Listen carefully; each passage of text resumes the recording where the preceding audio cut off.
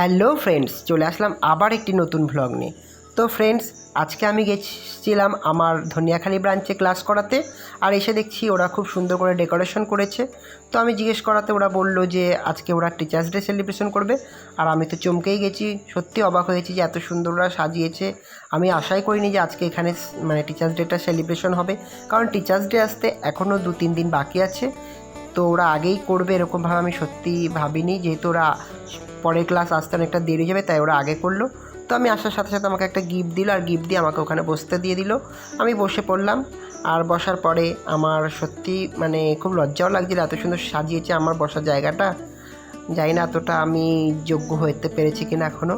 তো যাই হোক, ওদের গিফটটা আমি তোমাদের সবাইকে একটু দেখিয়ে দিলাম, দেখো। এরপর ওদের সবাইকে আমি সামনে বসতে বললাম, আমি কিছু বলবো সেই উদ্দেশ্যে। তো ওরা এসে এক এক করে সবাই বসলো, আর ওদের আমি কিছু কথা বললাম।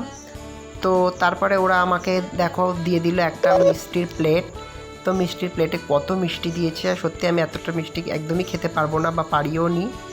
তো আমি ওদের আস্তে আস্তে সবাইকে সেই মিষ্টি থেকে একটা করে মিষ্টি যার যেটা পছন্দের আমি জিজ্ঞেস করলাম, আর তাকে সেই মিষ্টিটা আমি খাইয়ে দিলাম।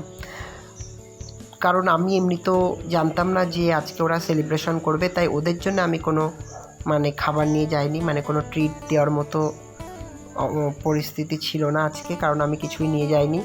আমি তো বুঝতেই পারিনি যে আজকে ওরা আমাকে এরকমভাবে সারপ্রাইজ করবে।